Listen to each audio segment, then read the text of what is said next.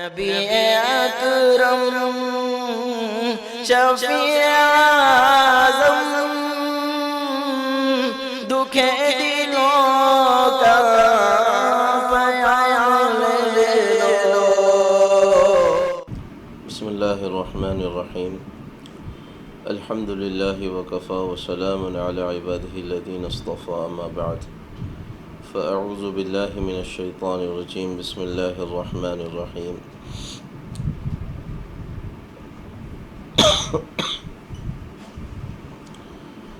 الذین قال لهم الناس ان الناس قد جمعوا لكم فاخشوهم فزادهم ایمانا وقالوا حسبنا الله ونعم الوكيل فانقلبوا بنعمة من الله وفضل لم يمسسهم سوء واتبعوا رضوان الله والله ذو فضل عظيم صدق اللہ العظیم۔ محترم سامعین کرام، حضور اکرم صلی اللہ علیہ وسلم کے غزوہ احد میں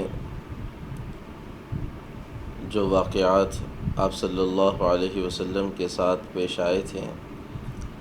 اور جو کچھ پس منظر غزوہ احد کے پیش آنے کے سلسلے میں واقع ہوا تھا، اس کا تذکرہ کرتے ہوئے حضرت حمزہ رضی اللہ تعالی عنہ و حضرت حنظلہ رضی اللہ تعالی عنہ کی شہادت کا تذکرہ کرتے ہوئے اس بات تک ہم پہنچے تھے کہ ابتداءً مسلمانوں کو اللہ تعالیٰ نے فتح نصیب فرمائی اور جبل رومات پر جو 50 صحابہ کرام کو اللہ کے نبی صلی اللہ علیہ وسلم نے متعین کیا تھا، مال غنیمت جمع کرنے کی نیت سے ان میں سے 40 نیچے اترے اور اسی موقع کو غنیمت جان کر خالد ابن الولید رضی اللہ تعالی عنہ نے جبل رومات کا جنوبی چکر کاٹا اور پیچھے سے مسلمانوں پر حملہ کیا، اور جو فتح تھی وہ اچانک اور پیچھے اور سامنے کے اس دو طرفہ حملے کی وجہ سے شکست میں بدل رہی تھی۔ حضور اکرم صلی اللہ علیہ وسلم کے اطراف صرف 9 صحابہ تھے، جن میں سے 7 صحابہ کرام نے تو جان دے دی حضور اکرم صلی اللہ علیہ وسلم کی حفاظت میں۔ 2 صحابہ حضرت طلحہ رضی اللہ تعالی عنہ اور حضرت سعد ابن ابی وقاص رضی اللہ تعالی عنہ حفاظت پہ لگے ہوئے تھے، اور پھر یکے بعد دیگرے جب حضور زخمی ہوئے ہم نے اس کی ساری تفصیلات گزشتہ کل بتائی تھی کہ کس کس نے کہاں کہاں حضور اکرم صلی اللہ علیہ وسلم کو زخم لگایا۔ طلحہ رضی اللہ تعالی عنہ اور ان کے علاوہ جو صحابہ کرام پھر جمع ہوتے چلے گئے، جانثاری کے وہ اعلیٰ نمونے انہوں نے پھر پیش کیے کہ جس سے دنیا کی اور قومیں پیش کرنے سے قاصر ہیں۔ ابو بکر رضی اللہ تعالیٰ عنہ جب کبھی حضرت طلحہ رضی اللہ تعالیٰ عنہ کا نام لیتے تو فرماتے کہ خدا کی قسم احد کا دن تو سارا کا سارا طلحہ ہی کا تھا، اور حقیقت بھی یہی تھی کہ جب صرف 2 ہی بچ گئے تھے تو حضرت طلحہ رضی اللہ تعالیٰ عنہ اکیلے 11 کے برابر مقابلے میں آگے آئے، مستقل حضور اکرم صلی اللہ علیہ وسلم کی حفاظت میں اپنی پیٹھ کو اور اپنے آپ کو حضور کے لیے ڈھال بنا دیا تھا، اور سب کچھ حضور اکرم صلی اللہ علیہ وسلم پر جانثار کرنے میں لگے ہوئے تھے اور فدا کرنے میں لگے ہوئے تھے۔ لڑتے لڑتے اور تیر و تلوار کے ان کے ہاتھوں پہ جو زخم آئے تھے ان سے ان کا ہاتھ شل ہو گیا تھا اور تکلیفیں الگ اٹھاتے چلے جا رہے تھے۔ اتنے میں اور جانثار صحابہ حضور کے اطراف جمع ہونا شروع ہوئے، جن میں سے خصوصاً حضرت ابو دجانہ رضی اللہ تعالی عنہ تھے۔ وہ دوڑتے ہوئے آئے، اور آنے کے بعد انہوں نے جو تیر حضور اکرم صلی اللہ علیہ وسلم کی طرف چلائے جا رہے تھے، اللہ کے نبی صلی اللہ علیہ وسلم کی طرف اپنا چہرہ کر کے اپنی پیٹھ کو حضور اکرم صلی اللہ علیہ وسلم کے لیے ڈھال بنا دیا، اور اس طرح سارے تیر اپنے پیٹھ پر لیتے چلے گئے۔ حضرت قتادہ ابن نعمان رضی اللہ تعالی عنہ تھے، انہوں نے دیکھا کہ حضور اکرم صلی اللہ علیہ وسلم کا چہرہ وہ نظر آ رہا ہے اور وہ ہو سکتا ہے کسی تیر کے زد میں آ جائے، لہذا انہوں نے اپنا چہرہ حضور اکرم صلی اللہ علیہ وسلم کے چہرے کے سامنے لے لیا تاکہ اگر کوئی تیر آئے تو وہ حضور اکرم صلی اللہ علیہ وسلم کو نہ لگے بلکہ حضرت قتادہ رضی اللہ تعالی عنہ کو لگے۔ اور ہوا بھی ایسے کہ ایک تیر آ کر ان کی ایک آنکھ میں سیدھے لگا، جس کی وجہ سے ان کی آنکھ کا وہ ڈھیلا سیدھا باہر آ کر گر گیا۔ انہوں نے اس ڈھیلے کو اپنے ہاتھ میں لیا اور حضور اکرم صلی اللہ علیہ وسلم کے پاس پہنچے اور پہنچ کر کہا کہ حضور، یہ میری آنکھ آپ کی حفاظت میں ضائع ہوئی ہے۔ اللہ کے نبی صلی اللہ علیہ وسلم نے فرمایا کہ تم چاہو تو اللہ اس پر تمہیں اجر دے دے۔ فرمایا حضور، میری بیوی ایک خوبصورت خاتون ہے، میں چاہتا ہوں کہ اگر میں اس طرح ایک آنکھ کا رہ جاؤں گا تو شاید وہ مجھ سے محبت نہیں کریں گی، لہذا آپ دعا کر دیں۔ اللہ کے نبی صلی اللہ علیہ وسلم نے اس پھٹی ہوئی آنکھ کے ٹکڑوں کو ان کی آنکھ میں رکھا اور دعا فرمائی اور فرمایا اللہم اجعلھا احسن العینین، اے اللہ اس نگاہ کو دوسری نگاہ سے بھی زیادہ اچھی فرما دے۔ اللہ تعالیٰ نے وہاں معجزہ ظاہر کیا کہ ان کی آنکھ پھر سے جیسی تھی ویسے ہی اچھی ہو گئی۔ اسی لڑائی میں حضرت عامر بن الجموح رضی اللہ تعالی عنہ بھی شہید ہوئے تھے، جن کا واقعہ مشہور ہے کہ یہ معذور تھے، لنگڑے تھے، ان کے بچے سارے کے سارے احد کے لیے نکلے ہوئے تھے، لیکن بیوی نے ایک طعنہ دے دیا کہ تم ایک ہو کہ بہانہ بنا کر بیٹھے ہوئے ہو۔ بعض روایتوں میں کہ ان کی خود کی خواہش تھی کہ حضور میں چلنا چاہتا ہوں۔ اللہ کے نبی صلی اللہ علیہ وسلم کے پاس ان کے بچوں نے کہا کہ حضور ان سے کہیں کہ گھر میں بیٹھے، ہم ان کی طرف سے جا رہے ہیں۔ حضور نے کہا کہ اگر تم چاہو تو اللہ نے تمہیں اجازت دے رکھی ہے، اور اگر تم نکلو تو پھر اللہ کی راہ کی شہادت اور اللہ کی راہ کی فضیلت وہ بڑی ہے۔ لہذا وہ اللہ کے راستے میں نکلے اور شہید ہوئے، یہ بھی اور ان کے بچے بھی شہید ہوئے۔ تو جب ان کے سواری پر رکھ کر ان کی نعش کو مدینہ کی طرف لایا جا رہا تھا تو وہ سواری چلتی نہیں تھی۔ حضور اکرم صلی اللہ علیہ وسلم نے پوچھنے لگایا کہ آخر کیا بات ہے، تو ان کی اہلیہ نے کہا تھا کہ یہ دعا کر کے نکلے تھے کہ یا اللہ اب مجھے اپنے گھر والوں کی طرف واپس نہ لوٹا۔ حضور اکرم صلی اللہ علیہ وسلم کا جو خون نکل رہا تھا چہرے سے اور دندان مبارک جو شہید ہوئے تھے، حضرت ابو عبیدہ رضی اللہ تعالیٰ عنہ نے ان کڑوں کو جو خود کے کڑے تھے اپنے منہ سے کھینچ کے نکالا، جس میں ان کے 2 دانت زخمی ہو گئے تھے، اور جو خون حضور کے چہرے سے نکل رہا تھا مالک ابن سنان رضی اللہ تعالیٰ عنہ اس خون کو چوس رہے تھے اور اس کو پی رہے تھے۔ اللہ کے نبی صلی اللہ علیہ وسلم نے کہا کہ مالک اسے چوس کر پھینک دو۔ اللہ کے نبی صلی اللہ علیہ وسلم سے وہ کہنے لگے کہ نہیں حضور، میں اسے نہیں پھینکوں گا بلکہ میں اسے پی جاؤں گا۔ اللہ کے نبی صلی اللہ علیہ وسلم نے فرمایا کہ پھر تم پر جہنم کی آگ حرام ہوگی، کیونکہ نبی کا خون تمہارے جسم کے ساتھ جڑ رہا ہے۔ اسی لڑائی میں مصعب بن عمیر رضی اللہ تعالیٰ عنہ بھی شہید ہوئے۔ حضور اکرم صلی اللہ علیہ وسلم پیچھے گھاٹی کی طرف بڑھ رہے تھے، اور جیسے کہ ہم نے پہلے ہی کہا کہ حضور کے شہید ہونے کی افواہ گویا ایک چل گئی تھی، اور اس کا دوہرا اثر ہوا تھا کہ ایک طرف مشرکین کے حملوں کا جو تابڑ توڑ ہو رہے تھے اور جو زور تھا وہ کم ہو گیا تھا، اس لیے کہ وہ سمجھ گئے کہ ہم جس کو مارنے کے لیے آئے تھے وہ ختم ہو گیا ہے، لہذا اب مزید ہمیں خون ریزی نہیں کرنی چاہیے۔ تو دوسری طرف مسلمان 3 حصوں میں تقسیم تھے، جس کا ہم نے تذکرہ کیا۔ اللہ کے نبی صلی اللہ علیہ وسلم بھی چاہتے تھے کہ یہ بات ابھی مخفی ہی رہے، لہذا پیچھے احد کی طرف حضور اکرم صلی اللہ علیہ وسلم بڑھنے لگے، اور احد کی طرف جب چڑھنے لگے تو ابی ابن خلف جو حضور کو کہتا تھا کہ میں نے ایک گھوڑا پالا ہوا ہے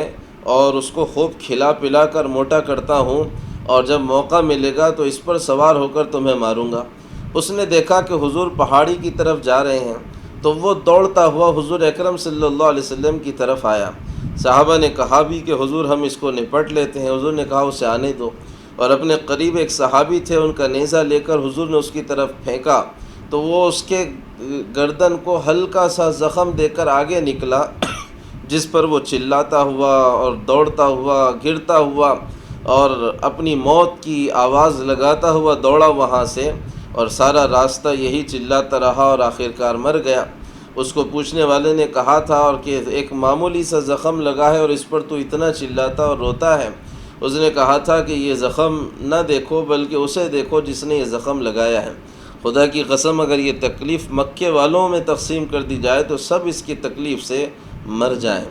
اب یہ مسئلہ تھا کہ جہاں صورتحال انتہائی خطرناک ہو چکی تھی اور حضور اکرم صلی اللہ علیہ وسلم زخمی تھے، صحابہ کرام رضی اللہ عنہم اجمعین زخمی تھے اور چاروں طرف سے حضور نرغے میں تھے، ابو سفیان یہ چاہتے تھے کہ آخری اٹیک اس چھوٹے سے قافلے پر ہو جائے جو پیچھے پہاڑ کی طرف بڑھ رہا ہے، کیونکہ ان کے ذہن میں یہ تھا کہ اس کے اندر محمد صلی اللہ علیہ وسلم موجود ہیں اور ان کو ختم کیے بغیر ہمیں نہیں جانا چاہیے۔ اور دوسری طرف صحابہ کرام رضی اللہ عنہم اجمعین حضور اکرم صلی اللہ علیہ وسلم کی حفاظت کے لیے متفکر تھے، پریشان تھے۔ عین اس حالت میں جہاں یہ صحابہ پریشان تھے، وہیں میدان احد کے اندر بھی صحابہ کرام رضی اللہ عنہم اجمعین کا معاملہ بالکل عجیب و غریب تھا۔ کوئی کچھ ہو رہا تھا، کوئی بیٹھ گیا تھا، کوئی اپنی آپ کو شہادت کے لیے پیش کر چکا تھا۔ اس حالت میں بھی جب حضور پہاڑ کی طرف جا رہے تھے اور نیچے میدان میں صحابہ تھے، اللہ تعالیٰ نے ایک نعمت سے ان صحابہ کو نوازا تھا۔ وہ یہ تھا کہ اللہ تعالیٰ نے ان صحابہ پر اونگ مسلط کی تھی کہ اس حال میں تھے۔ حضرت طلحہ رضی اللہ تعالیٰ عنہ فرماتے ہیں کہ ایسی اونگ تھی کہ بار بار ہاتھ سے ہمارے تلواریں چھوٹ رہی تھیں اور ہم کو پتہ نہیں چل رہا تھا کہ یہ کیا ہو رہا ہے۔ یہ اللہ کی طرف سے ایک سکینہ تھی جو اللہ تعالیٰ نے ان کے دلوں کو مطمئن کرنے کے لیے اتاری تھی۔ ابو سفیان چاہتے تھے کہ اس قافلے پر یعنی اس چھوٹی سی ٹولی پر آخری حملہ ہو جائے، لہذا انہوں نے اپنے لوگوں کو پہاڑ کے اوپر چڑھنے کا حکم دیا اور حضور بھی پہاڑ پر چڑھنے لگے،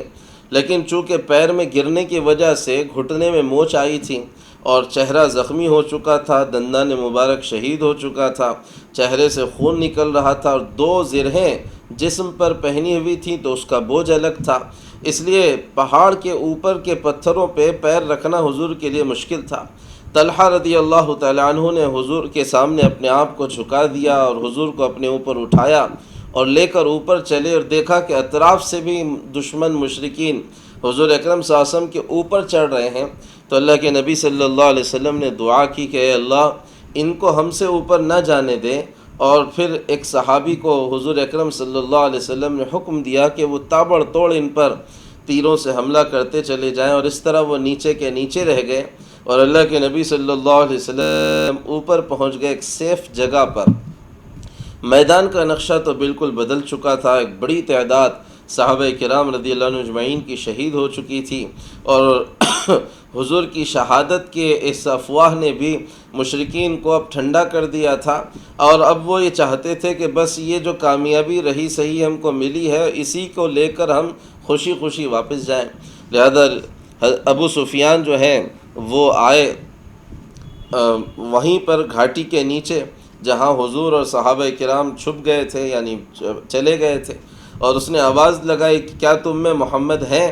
3 مرتبہ اس نے آواز لگائی، حضور نے کہا کوئی جواب نہ دے۔ پھر اس نے کہا کہ کیا تم میں ابو بکر ہیں؟ 3 مرتبہ پھر آواز لگائی، حضور نے کہا کوئی جواب نہ دے۔ پھر اس نے کہا کیا تم میں عمر ہیں؟ 3 مرتبہ پھر آواز لگائی، حضور نے کہا کوئی جواب نہ دیں۔ اس پر اس نے آواز لگائی کہ شاید یہ سب کے سب مر چکے ہیں، اور پھر کہا اعلو حبل، کہ حبل کی جے ہو اور حبل بڑا ہو اور حبل کی عزت بڑھ جائے۔ اس پر حضرت عمر رضی اللہ تعالیٰ عنہ کو رہا نہیں گیا، وہ آگے بڑھے اور انہوں نے کہا کہ اس کے جواب میں انہوں نے کہا اللہ اعلی و اجل، کہ اللہ بڑے ہیں اور اللہ ہی بزرگ ہیں، حبل کوئی حیثیت نہیں رکھتا۔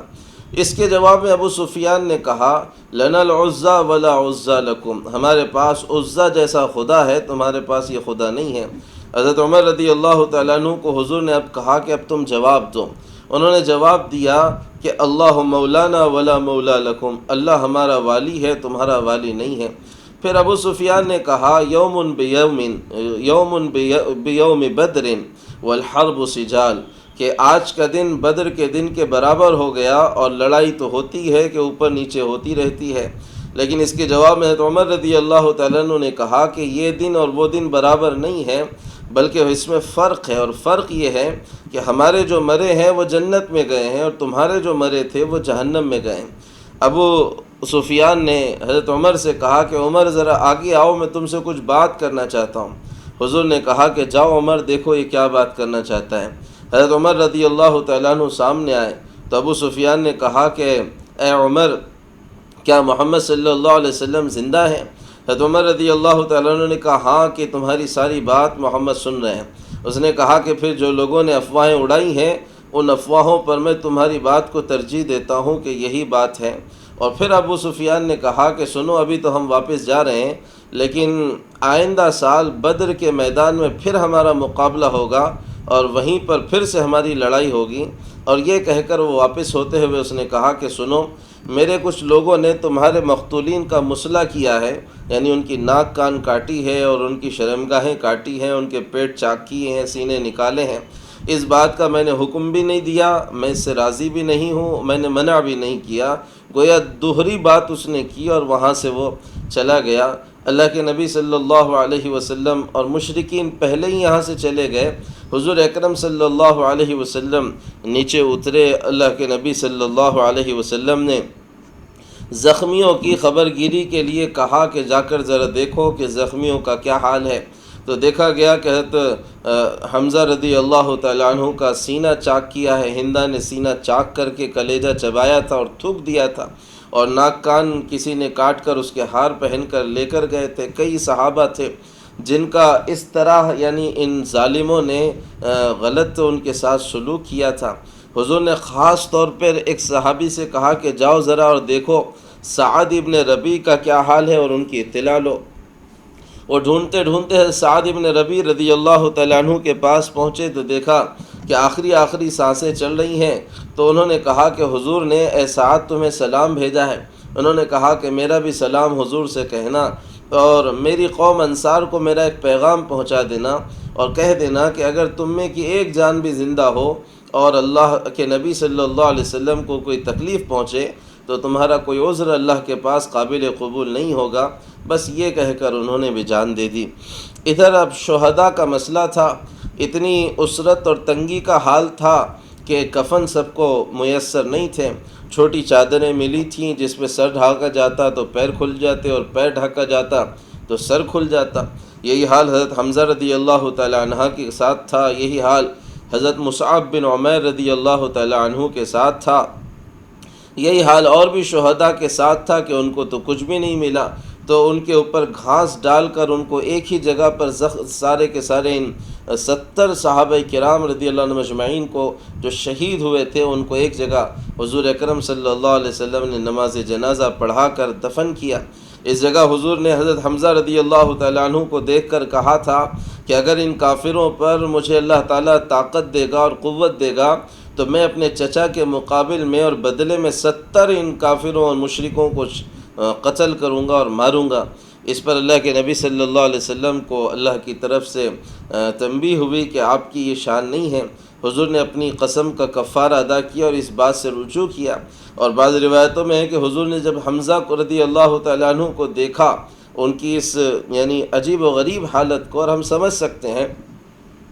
کہ حضرت حمزہ رضی اللہ تعالیٰ عنہ صرف چچا ہی نہیں تھے بلکہ ہم عمر تھے حضور اکرم صلی اللہ علیہ وسلم کے، اور رضائی بھائی بھی تھے جو ہم نے ولادت کے موقع پر کہا بھی تھا، قدم قدم کے ساتھی تھے اور پرانے یار تھے حضور اکرم صلی اللہ علیہ وسلم کے، اور دعوت میں حضور کے لیے جگہ جگہ آپ آڑ بنے تھے، آپ جو ہے تو آپ صلی اللہ علیہ وسلم کا سہارا بنے تھے۔ لہذا چچا کا شہید ہونا یہ بہت زبردست زخم تھا جو حضور اکرم صلی اللہ علیہ وسلم کے دل پہ لگا تھا۔ اس لیے اس موقع پر حضور کی کچھ آواز نکل گئی رونے کی، ورنہ کبھی حضور اکرم صلی اللہ علیہ وسلم آواز سے نہیں روئے، بڑے سے بڑے صدمے پر بھی، لیکن ہلکی سی ایک آواز اس چوٹ پر اللہ کے نبی صلی اللہ علیہ وسلم کی نکلی تو ہم سمجھ سکتے ہیں کہ کیا وہ چوٹ لگی ہوگی اور کیا وہ زخم حضور اکرم صلی اللہ علیہ وسلم کے دل پر لگا ہوگا۔ وہیں پر جہاں پر صحابہ کرام، مرد صحابہ کرام محبت اور جانثاری اور فداکاری کی اعلیٰ مثالیں قائم کر رہے تھے، وہیں دوسری طرف عورتوں کا بھی حال کچھ ان سے کم نہیں تھا۔ اس لیے جب مدینہ میں اطلاع ملی کہ حضور اکرم صلی اللہ علیہ وسلم نعوذ باللہ شہید ہو گئے ہیں، تو سارے صحابہ اور ان کی عورتیں جو ہیں اور دوسرے صحابہ کی بھی عورتیں جو ہیں وہ دوڑی میدان کی طرف، حضور اکرم صلی اللہ علیہ وسلم کی محبت اور آپ صلی اللہ علیہ وسلم سے تعلق کی وجہ سے حمنہ بنت جحش رضی اللہ تعالیٰ عنہ، اور انہوں نے جو صبر کیا، ان عورتوں نے جو صبر کیا، اصل میں وہ بھی عجیب ان کا کمال تھا کہ ان کے ایک ایک کے گھر کے 2 اور 3 لوگ شہید ہوئے، لیکن ان کی زبان سے ایک اف بھی نہیں نکلا۔ حمنہ بنت جحش رضی اللہ تعالی عنہ کے بھائی عبداللہ ابن جحش کا انتقال ہوا۔ وہ جب مدینہ سے احد کی طرف آ رہی تھی تو کسی نے کہا بھائی کا انتقال ہوا ہے، تو انہوں نے کہا انا للہ و انا الیہ راجعون۔ پھر آگے بڑھی تو کسی نے کہا کہ ماموں حمزہ بن عبد المطلب کا انتقال ہوا ہے، اس پر بھی انا للہ پڑھی۔ اور پھر اس کے بعد کسی نے کہا کہ آپ کے شوہر مصعب بن عمیر کا بھی انتقال ہوا ہے، تو اب ان سے رہا نہیں گیا اور وہ رونے لگ گئیں۔ تو حضور نے کہا کہ عورت کا اپنے شوہر سے جو تعلق ہوتا ہے وہ عام رشتوں کے معاملے میں الگ ہی ہوتا ہے۔ ایک صحابیہ تھیں، وہ حضور اکرم صلی اللہ علیہ وسلم کی خبر کے لیے نکلیں، ان کے شوہر بھی اور بھائی بھی اور ان کے والد بھی شہید ہوئے تھے۔ راستے میں ایک آدمی ملا اور اس نے کہا کہ اے فلاں، تمہارے شوہر کا انتقال ہوا ہے۔ انہوں نے انا للہ پڑھی اور کہا کہ مجھے پہلے یہ بتاؤ کہ حضور کیسے ہیں۔ انہوں نے کہا ہمیں اطلاع نہیں ہے۔ آگے بڑھی تو پھر کسی نے کہا کہ تمہارے بھائی کا بھی انتقال ہوا ہے۔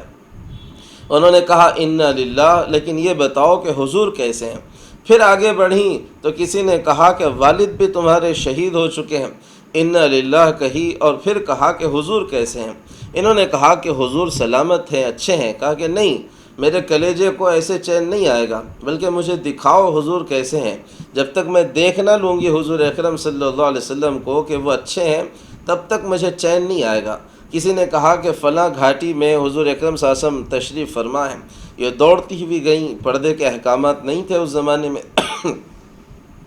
حضور اکرم صلی اللہ علیہ وسلم کو دیکھا اور دیکھ کر کہنے لگی کہ حضور شوہر شہید ہوا ہے، والد شہید ہوا ہے اور بھائی شہید ہوا ہے، لیکن حضور کل مصیبت بعدک جلل، ہر مصیبت آپ اگر سلامت ہو تو ہلکی ہے۔ اسی طرح حضرت سعد ابن معاذ رضی اللہ تعالیٰ عنہ کی والدہ بھی تھیں کہ ان کے بھائی عمرو ابن المعاذ رضی اللہ تعالیٰ عنہ شہید ہوئے تھے، وہ بھی دوڑتی ہوئی آئیں۔ حضور اپنی سواری پر تھے اور سعد رضی اللہ تعالیٰ عنہ اس سواری کی نکیل پکڑ کر آ رہے تھے۔ حضرت سعد نے کہا کہ حضور میری والدہ آ رہی ہیں، بھائی کی تعزیت ہے۔ حضور اکرم صلی اللہ علیہ وسلم نے ان کو آنے کے لیے کہا اور پھر کہا کہ تمہارے بچے کا انتقال ہوا ہے۔ وہ بھی کہنے لگی کہ حضور بس آپ سلامت ہیں تو ساری مصیبتیں آسان ہیں، آپ سلامت رہیں، ہمیں یہ سب سے زیادہ فکر تھی، ہمارا بچہ مرا اور بھائی مرا۔ یہ واقعی جانثاری کی آج ہم مثال نہیں دے سکتے، اور اس کی یعنی کوئی مثال شاید تصور نہیں کیا جا سکتا کہ کیسی ان عورتوں کو بھی حضور اکرم صلی اللہ علیہ وسلم سے محبت تھی۔ جہاں یہ سارے واقعات ہیں، وہیں پر اس احد کی لڑائی کا جو لب لباب ہے، جو سمجھنے کی سب سے اہم بنیادی بات ہے، وہ یہ ہے کہ ایک معمولی سی حضور اکرم صلی اللہ علیہ وسلم کی اطاعت میں لغزش ہوئی اور غلطی ہوئی تو ملنے والی فتح شکست میں بدل گئی، اور ان لوگوں کے لیے یہ فیصلہ ہوا جو اللہ کے چنندہ بندے تھے۔ انصار اور مہاجرین اور صحابہ کرام اللہ کے چنندہ بندے ہیں جن کو اللہ نے اپنے نبی کی صحبت کے لیے چنا تھا۔ ایک لغزش ہوئی اطاعت کے اندر کہ کہا تھا یہاں سے مت ہٹنا اور ہٹ گئے، تو سوچیں کہ سارا کایا پلٹ گئی اور سارا پانسا پلٹ گیا، حضور کے رہتے ہوئے صورتحال بگڑ گئی۔ اب یہاں تھوڑی دیر ٹھہر کر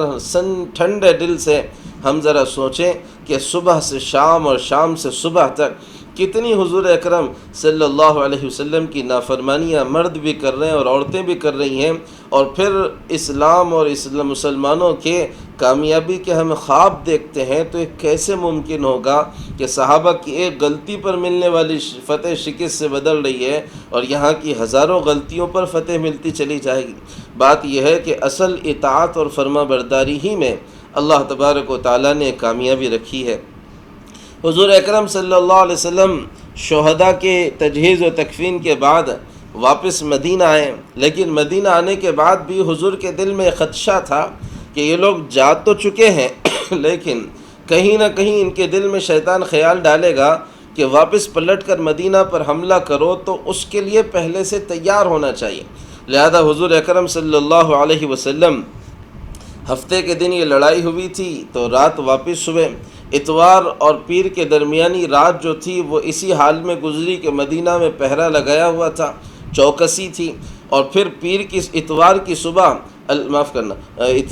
ہفتے کی رات اس طرح گزری کہ سارے مدینہ پر چوکسی تھی، اور جب اتوار کی صبح ہوئی تو اللہ کے نبی صلی اللہ علیہ وسلم نے صحابہ سے کہا کہ ہمیں ان کے تعاقب میں جانا چاہیے، اور بعض روایتوں میں آتا ہے کہ حضور کے جو جاسوس تھے انہوں نے اطلاع دی کہ یہ پھر سے پلٹ کر مدینہ پر حملے کی کوشش کر رہے ہیں۔ ادھر ابو سفیان اپنے قافلے کو لے کر جب واپس نکلا تو بیر روحہ کے پاس جب یہ پہنچا تو کچھ لوگوں نے جو جذباتی تھے اور بہت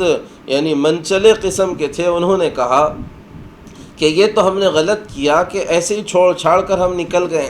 کتنا اچھا موقع ہے کہ ہم مدینہ کی اینٹ سے اینٹ بجا دیں، یہ وقت بہت اچھا اور شاندار وقت ہے کہ ہم مدینہ پہ اٹیک کر ان کو جڑ سے صاف کر دیں۔ بعض لوگوں کی یہ رائے آئی تو کسی نے صفوان بن امیہ نے کہا کہ یہ رائے مناسب نہیں ہے، بلکہ اگر ہم پھر سے جائیں گے تو ہو سکتا ہے ہماری فتح شکست میں بدل جائے، اور جو لوگ احد میں محمد صلی اللہ علیہ وسلم کے ساتھ نہیں تھے اب وہ پلٹ کر آئیں گے، اور جن کے لوگ زخمی اور شہید ہوئے ہیں وہ تو بدلہ لینے کے لیے اتاولے ہو کر اور بہت جذبات میں ہو کر آگے آئیں گے، تو ہو سکتا ہے معاملہ کچھ کا کچھ ہو جائے، لہذا واپس چلو۔ ابھی یہ لوگ یہاں تھے ہی، یہ ان کے مشورے چل رہے تھے۔ اللہ کے نبی صلی اللہ علیہ وسلم نے اتوار کی صبح صحابہ سے کہا کہ ہمیں ان کے تعاقب میں جانا ہے، اور اعلان یہ تھا کہ جو احد کے میدان میں تھا بس وہی چلے گا، نیا کوئی نہیں چلے گا۔ عبداللہ ابن ابی اس موقع پر آیا تھا اور اس نے کہا تھا کہ میں چلنا چاہتا ہوں۔ حضور نے کہا کہ نہیں، تم نہیں آ سکتے۔ ایک دوسرے صحابی نے آ کر کہا، حضرت زبیر رضی اللہ تعالیٰ عنہ نے کہا کہ حضور میں گھر کی کچھ مصروفیتوں میں نہیں آ سکا تھا، مجھے اجازت دیں۔ حضور نے ان کو اجازت دی، اور انہی زخمی اور لوٹے پوٹے صحابہ کے ساتھ اللہ کے نبی صلی اللہ علیہ وسلم مدینہ سے 8 میل کی مسافت پر ایک جگہ تھی حمراء الاسد جس کا نام ہے، وہاں پر آ کر حضور اکرم صلی اللہ علیہ وسلم ٹھہرے اتوار کی شام تک، اور ادھر حضور سے تعزیت کرنے کے لیے قبیلہ خزاعہ کے معبد ابن ابو معبد آئے، اور انہوں نے حضور کی تعزیت کی کہ آپ کے 70 لوگ شہید ہوئے ہیں اور ان کے ساتھ یہ ہوا ہے۔ حضور نے ان کی تعزیت قبول کی۔ بعض روایتوں میں آتا ہے کہ انہوں نے اسلام یہاں پر قبول کیا، اور حضور سے کہا کہ حضور میں ابو سفیان کی طرف جا رہا ہوں۔ اللہ کے نبی صلی اللہ علیہ وسلم نے ان سے کہا کہ ہمارے بارے میں کچھ ایسی باتیں ان سے کرنا کہ ان پر ہمارا رعب چڑھ جائے اور ہمارا رعب ان کے اوپر مسلط ہو جائے کہ وہاں سے چلیں۔ عین اس وقت جب ان کے مشورے چل رہے تھے کہ پلٹ کر مدینہ پر حملہ کرنا ہے، اور اس کو بھی انہوں نے طے کیا ہی تھا اور مجلس سے اٹھ ہی رہے تھے کہ معبد ابن ابو معبد خزائی وہاں پہنچے، ابو سفیان سے ملاقات کی، اور ملاقات کرنے کے بعد کہا کیا ارادہ ہے؟ کہا ہم پھر سے مدینہ پر حملہ کرنا چاہ رہے ہیں۔ تو معبد ابن ابو معبد نے وہی کام کیا جو حضور چاہتے تھے۔ انہوں نے کہا کہ ایسی بیوقوفی نہ کرو، میں بس ابھی مدینہ سے ہی چلتا ہوا آ رہا ہوں، پچھلے سے زیادہ طاقتور لشکر لے کر محمد صلی اللہ علیہ وسلم تمہارے پیچھے تعاقب میں نکلے ہوئے ہیں، اور حمراء الاسد کے مقام تک وہ آ چکے ہیں، اور وہاں سے بس وہ چلی رہے ہیں، ہو سکتا ہے آج کی رات یا کل کی صبح تم پر دھاوا بول دیں، لہذا ایسی بیوقوفی نہ کرو، جو فتح مل چکی ہے اسی کو سمیٹو اور واپس جاؤ، یہی تمہارے لیے بہتر ہے۔ وہ پہلے سے ہی ڈرے ہوئے تھے، اور پہلے سے ہی ان کے دلوں میں رعب تھا، اور پہلے سے ہی خوف تھا کیونکہ شکست تھی۔ لہذا وہ سارا کا سارا جذبہ ختم ہوا، سارا کا ساری بہادری ختم ہوئی، اور وہیں سے فوراً جلدی وہ لوگ نکلے اور مدینہ سے دور ہوتے چلے گئے۔ حضور اکرم صلی اللہ علیہ وسلم نے 9، 10، 11 یعنی اتوار، پیر، منگل، بدھ 3 دن حمراء الاسد نامی جگہ پر قیام کیا، اور اس کے بعد واپس حضور اکرم صلی اللہ علیہ وسلم آئے۔ یہ 3 ہجری کے اندر یہ سارے واقعات ہوئے۔ اسی سال اللہ کے نبی صلی اللہ علیہ وسلم نے شعبان کے مہینے میں حضرت عمر رضی اللہ تعالی عنہ کی صاحبزادی حضرت حفصہ رضی اللہ تعالی عنہ حضرت عمر رضی اللہ تعالی عنہ کی صاحبزادی حضرت حفصہ رضی اللہ تعالی عنہ سے اسی سال حضور اکرم صلی اللہ علیہ وسلم نے شادی فرمائی، اور اسی سال اللہ تبارک و تعالی نے شوال کے مہینے میں یعنی غزوہ احد ہونے کے بعد اللہ کے نبی صلی اللہ علیہ وسلم پر شراب کی حرمت کے احکامات اللہ تعالیٰ نے نازل کیے، جو ایک تفصیلی بات ہے کہ شروع میں شراب ان کی گٹھیوں میں پڑی ہوئی تھی۔ حضرت عائشہ خود فرماتی ہے کہ پہلے مرحلے میں اگر شراب سے منع کر دیا جاتا تو شاید کوئی بھی شراب نہیں چھوڑ پاتا۔ اللہ تعالیٰ نے شراب جیسی گندی چیز سے ان صحابہ کرام رضی اللہ عنہ اجمعین کو وقفہ دے کر اور تھوڑے سے گیپ کے ساتھ ان پر شراب کو حرام کیا۔ پہلے تو شراب کے بارے میں ان لوگوں نے سوال کیا، حضرت عمر ہی اس میں پیش تھے جو شراب کو بہت بری چیز سمجھتے تھے۔ تو پہلا جواب قرآن کی طرف سے آیا، یسألونک عن الخمر والمیسر، کہ آپ سے شراب اور جوے کے بارے میں پوچھتے ہیں تو آپ ان سے کہیے کہ یہ بڑا گناہ ہے اور کچھ نفع اس میں لوگوں کا ہو جاتا ہے۔ بعد میں ایک واقعہ ہوا کہ ایک صحابی کے پاس دعوت ہوئی، دعوت کے بعد نماز کا وقت ہوا، انہوں نے اللہ اکبر کہہ کر نماز شروع کی، قل یا ایھا الکافرون کو سارا الٹا پڑھ دیا، لا اعبد ما تعبدون کو سارا الٹا پڑھ دیا، جس سے معنی بدل گئے۔ حضرت عمر رضی اللہ تعالیٰ عنہ پھر آئے کہ حضور بین لنا فی الخمر بیانا شافیہ، کہ شراب کے بارے میں کوئی حتمی فیصلہ آپ کر دیں۔ اللہ کی طرف سے وحی آئی، لا تقربوا الصلاۃ وانتم سکارى، کہ جب نماز کی حالت میں ہو اور نماز کے لیے جا رہے ہو تو اس وقت شراب اور نشے کی حالت میں نماز پڑھنا حرام ہو گیا ہے، لہذا نماز کے علاوہ کے وقتوں میں پی سکتے ہو۔ پھر ایک دعوت ہوئی انصار صحابہ کے درمیان، اور وہاں پر کچھ جاہلیت کی باتیں اور اشعار دعوت کے بعد شراب کے نشے میں گنگنانا ایک دوسرے نے شروع کیا۔ ایک نوجوان نے ایک صحابی کے سر پہ جو ہڈی ماری اونٹ کی تو ان کا سر پھٹ گیا۔ حضرت عمر رضی اللہ تعالیٰ عنہ پھر آئے، پھر کہا حضور کوئی فیصلہ فرما دیجیے، اور قرآن اس پر اترا کہ انما الخمر والمیسر والانصاب والازلام رجس من عمل الشیطان فاجتنبوہ لعلکم تفلحون، کہ اب شراب مستقل حرام کر دی گئی ہے، اور کمال اطاعت تھی صحابہ کرام کی کہ جس کے منہ میں تھی اس نے کلی کی، جس کے حلق سے نیچے تھی اس نے اپنے حلق میں انگلیاں ڈال کر قے کر کے نکالی، اور مدینہ کی گلی کے اندر شراب ایسی بہی، صحابہ فرماتے ہیں کہ کئی دنوں تک اگر پانی گرتا تو شراب کی بو آیا کرتی تھی۔ جن کے پاس مال تجارت کے نام پر شراب تھی، گویا ان کی کل پونجی تھی، وہ انہوں نے اس کو ضائع کر دیا، ایک جھٹکے میں ضائع کر دیا، یہ بھی نہیں سوچا کہ سارا سرمایہ میرا ضائع ہو رہا ہے، سارا سرمایہ میرا ختم ہو رہا ہے۔ بہرحال شراب اور اس کے مفاسد یہ ایک مستقل عنوان ہے، لیکن اسی سال شراب کو بھی اللہ تعالیٰ نے حرام کیا۔ احد کے بعد اب چونکہ معاملہ الٹا ہو گیا تھا، تھوڑا سا سمجھنے کی چیز ہے کہ بدر کے وقت مسلمانوں کا تسلط تھا جو اطراف مدینہ پہ چھا گیا تھا، لیکن احد کے بعد کی صورتحال اب بالکل برعکس ہو چکی تھی، کیونکہ ظاہری اعتبار سے مسلمانوں کو شکست ہوئی تھی، اور اس شکست کی وجہ سے اطراف کے جو لوگ تھے اور خصوصاً یہود تھے، ان لوگوں کی ہمت اور ان لوگوں کے حوصلے بہت بڑھ چکے تھے، اور ان کے حوصلے کمال کو پہنچ گئے تھے۔ اور جو بدو تھے جن کا ہم نے تذکرہ بدر سے فوراً کیا تھا کہ جو بدو لٹیرے تھے، یہ لٹیروں کے بھی حوصلے بہت بڑھ گئے تھے، اور یہی حوصلوں کا بڑھنا تھا کہ انہوں نے غلطیاں کی، اور بعض مرتبہ ان غلطیوں کی وجہ سے صحابہ کو اور حضور اکرم صلی اللہ علیہ وسلم کو نقصان بھی ہوا۔ اسی لیے اللہ کے نبی صلی اللہ علیہ وسلم نے پے در پے ان کی اس غلط فہمی کو دور کرنے کے لیے پے در پے ہر اس سازش کا کامیاب تعاقب کیا، جو واقعی ایک کامیاب رہبر اور کامیاب امیر اور کامیاب قائد کی علامت اور اس کی صفات میں سے تھا۔ اسی لیے اللہ کے نبی صلی اللہ علیہ وسلم کو اطلاع ملی احد کے بعد ہی کہ سن 4 ہجری ہو چکی تھی، اب دوسرا سال آ چکا تھا، ذی الحجہ پر سال ختم ہو جاتا ہے۔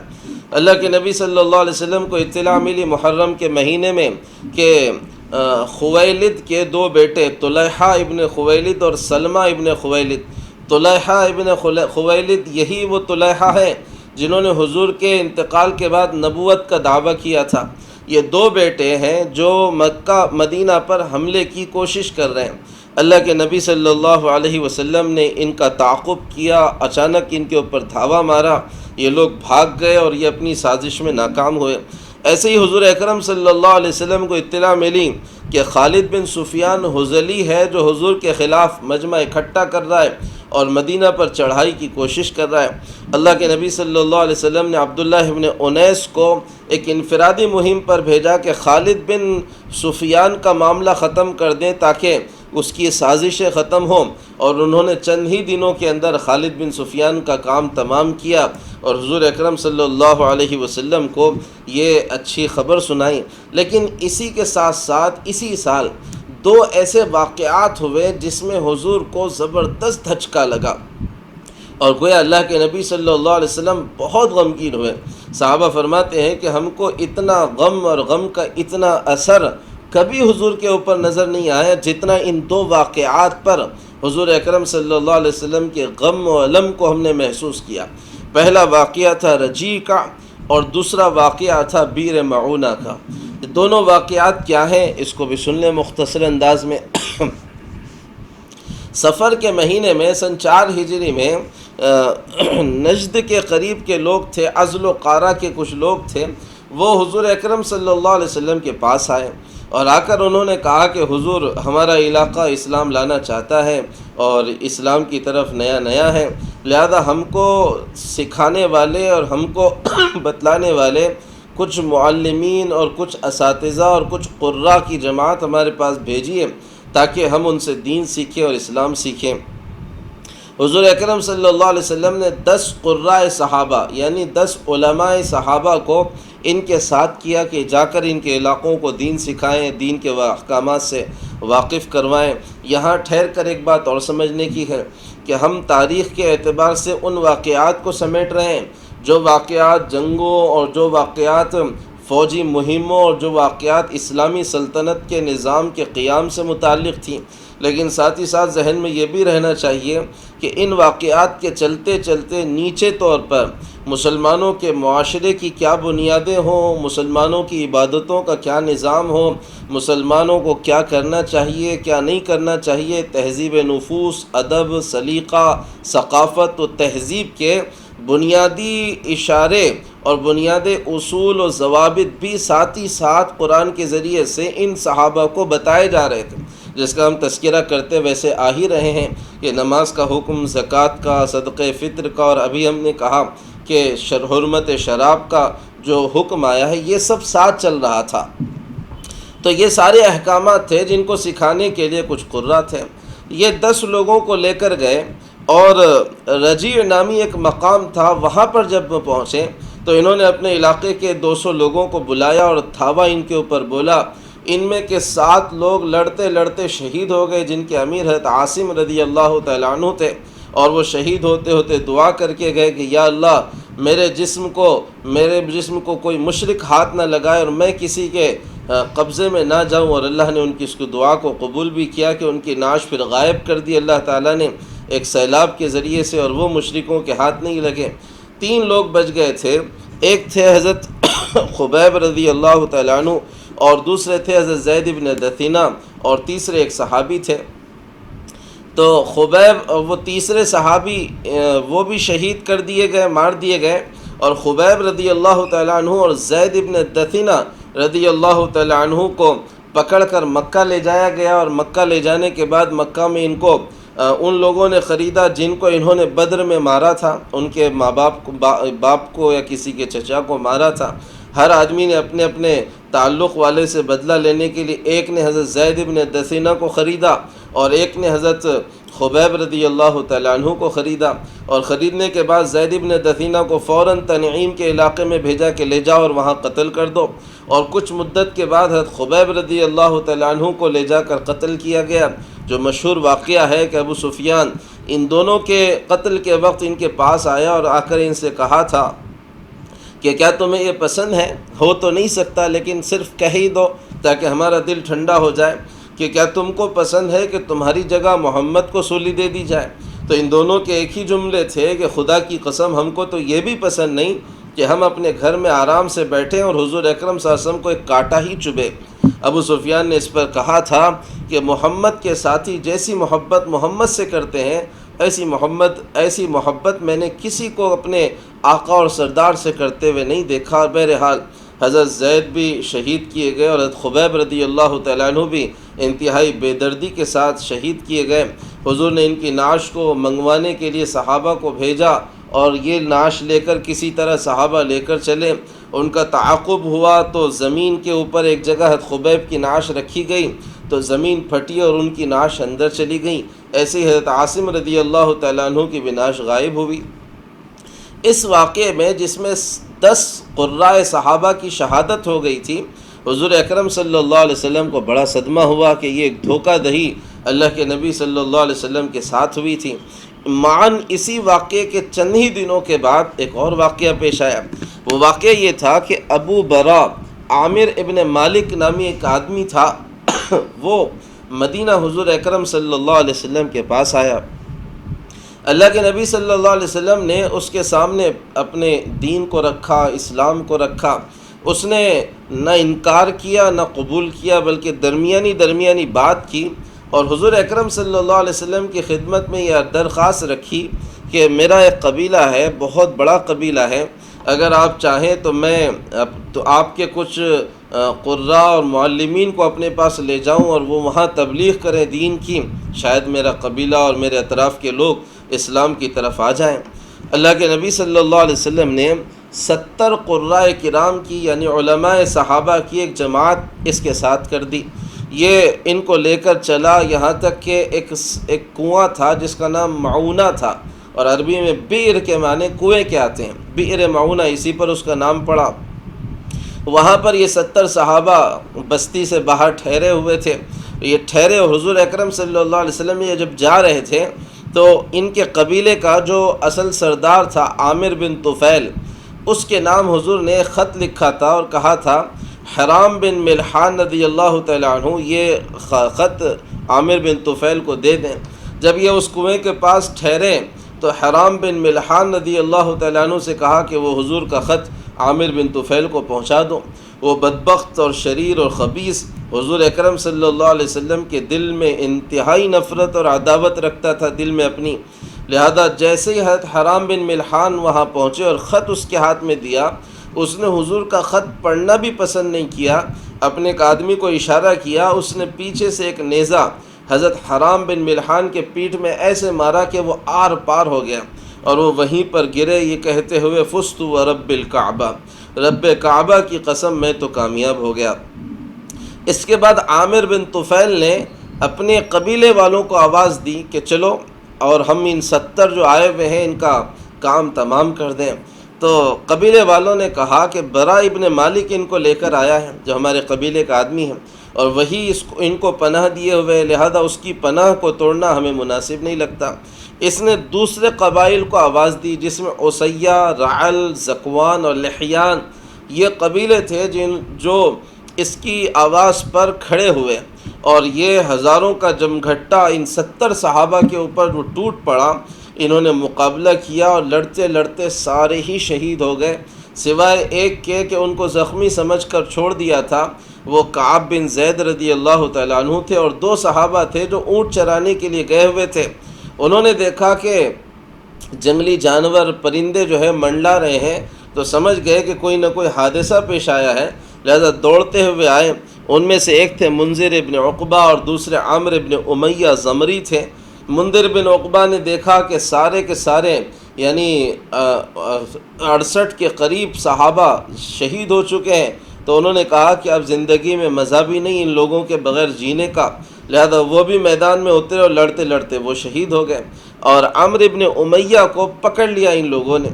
اور پھر بعد میں عامر بن طفیل نے کہا کہ میری ماں نے ایک نظر مانی تھی کہ ایک غلام کو آزاد کرے گی، لہذا عامر ابن امیہ کو اس نے آزاد کر دیا۔ اس طرح کعب بن زید اور عامر ابن امیہ بچ گئے، اور عامر ابن امیہ پھر آئے اور انہوں نے حضور اکرم صلی اللہ علیہ وسلم کو یہ ساری اطلاع دی کہ ہمارے ساتھ یہ غداری ہوئی ہے اور بدعہدی ہوئی ہے، اور 70 کے قریب قرائے صحابہ شہید کر دیے گئے ہیں۔ عامر بن امیہ جب وہاں سے واپس آ رہے تھے تو ایک واقعہ اور ان کے ساتھ ہوا، کیونکہ اس واقعے کی کڑی آگے کے واقعے سے جڑی ہوئی ہے، اس لیے یہاں اس کا تذکرہ کر دیں کہ راستے میں ایک جگہ تھی جس کا نام تھا مقام قرقرہ۔ وہاں پر حضرت عامر بن امیہ رکے تھے، تو انہوں نے دیکھا کہ بنو کلاب، یعنی یہی جو خاندان، یہی جو قبیلہ تھا، یہ قبیلے نے، اسی قبیلے کے کچھ شاخیں تھیں جنہوں نے ان 70 صحابہ کو شہید کیا تھا، لیکن بنو کلاب وہ یہودیوں کے حلیف تھے، یعنی یہودیوں کے ساتھ ان کے تعلقات تھے، اور یہودیوں نے ان کو امن دے رکھی تھی، اس اعتبار سے مسلمانوں کے بھی وہ امن میں تھے۔ لیکن انہوں نے اپنے ان 70 صحابہ کا بدلہ لینے کی نیت سے دیکھا کہ اس مقام پر بنو کلاب کے 2 آدمی سوئے ہوئے ہیں، لہذا وہ گئے اور دونوں سے انہوں نے مقابلہ کیا، اور دونوں کو وہاں پر انہوں نے قتل کر ڈالا، اور قتل کر کے جب مدینہ آئے تو حضور اکرم صلی اللہ علیہ وسلم نے کہا کہ تم نے ایسے 2 آدمیوں کو قتل کیا ہے جن کو یہودیوں کی امن تھی اور ہماری بھی امن تھی، لہذا سیدھی بات ہے کہ اب دیت دینی پڑے گی، اور ان کے خون بہا کی رقم ان کو ادا کرنی پڑے گی، اور یہ بنیادی ضرورت ہے، بنیادی کام ہے۔ اور اللہ کے نبی صلی اللہ علیہ وسلم نے چونکہ یہودیوں سے معاہدہ کیا تھا کہ دیت اگر دینے کی کہیں نوبت آئے گی تو وہاں پر مالی تعاون یہود مسلمان کا کریں گے، اور اگر یہودیوں کو دینے کی ضرورت پیش آئے گی تو مسلمان یہودیوں کا تعاون کریں گے۔ اسی سلسلے میں اللہ کے نبی صلی اللہ علیہ وسلم دیت کی رقم جمع کرنے کے لیے یہودیوں سے اس سلسلے میں تعاون کے لیے قبیلہ بنو نذیر کے پاس گئے، جن کا ہم نے تذکرہ کیا تھا کہ مدینہ کے اطراف میں قبیلہ بنو نذیر کے نام سے موجود تھا۔ اس قبیلے کے بعض اللہ کے نبی صلی اللہ علیہ وسلم گئے اور ان سے کہا کہ یہ ہمارا معاہدہ تھا کہ اگر ہم کو دیت دینی پڑے گی تو تم لوگ ہمارا ساتھ دو گے، ہماری تعاون کرو گے، اور اگر تم کو دیت دینی پڑے گی تو ہم تمہارا تعاون کریں گے۔ انہوں نے کہا کہ بالکل ہم آپ کا تعاون کریں گے، اور ہم بالکل آپ کا ساتھ دیں گے، اور آپ کے مالی مسئلے میں ہم بالکل ہاتھ بٹھائیں گے۔ اور یہاں سے یہ کہہ کر کہا کہ ابھی ہم پیسے جمع کر کے آتے ہیں، اور اٹھ کر جب نکلے تو شیطان ان کے سروں پر سوار ہوا، اور شیطان نے کہا کہ کتنا اچھا موقع ہے کہ ابو بکر، عمر، علی اور ساتھ ہی ساتھ محمد، چاروں کے چاروں آج تمہارے پاس اپنے صحابہ کے ساتھ ہیں۔ حضور نے انہوں نے کہا کہ ہم پیسے جمع کر کے آتے ہیں، تو حضور نے گھر کی دیوار سے ٹیک لگا کر حضور بیٹھ گئے، کہا کتنا اچھا موقع ہے کہ اوپر سے اگر کوئی پتھر بھی لڑکا دو تو محمد کا کام ہی تمام ہو جائے گا، اور ان کا قتل ہو جائے گا، اور یہ ساری بحث ہی ختم ہو جائے گی۔ ان میں سے سلام بن مشکم تھے، انہوں نے منع بھی کیا کہ دیکھو وہ اللہ کے نبی ہیں، ان کو اطلاع ہو جائے گی تمہاری سازش کی، لیکن یہ نہیں مانے، اور انہوں نے ایک آدمی سے کہا کہ کون ہے جو جا کر ایک بڑی چکی کا پارٹ اوپر سے محمد صلی اللہ علیہ وسلم کے سر پر گرا دے۔ ایک بدبخت نے کہا کہ میں اس کے لیے تیار ہوں، لیکن ابھی وہ آگے بڑھ بھی نہیں پایا تھا کہ جبرائیل علیہ السلام کے ذریعے سے اطلاع دے دی گئی حضور اکرم صلی اللہ علیہ وسلم کو، اور حضور یہاں سے اٹھ کر نکلے۔ ان کے خلاف کیا ایکشن حضور نے لیا اس کا تذکرہ ہم کل کریں گے، لیکن جو یہ 2 واقعات ہوئے تھے، ایک رجی کا اور ایک بیر معونہ کا، اس کا اثر حضور اکرم صلی اللہ علیہ وسلم پر یہ تھا کہ اللہ کے نبی صلی اللہ علیہ وسلم نے 1 مہینے تک مسلسل لگاتار قنوت نازلہ پڑھی تھی فجر کی نماز کے اندر، یا دوسری بھی نماز جیسے روایتیں ہیں، اور ان نمازوں میں 30 دن تک لگاتار حضور اکرم صلی اللہ علیہ وسلم نے ان قبیلوں کے اوپر بددعا کی تھی، اور ان کے لیے ہلاکت کی بددعائیں حضور اکرم صلی اللہ علیہ وسلم نے کی تھی۔ اسی سے اندازہ ہو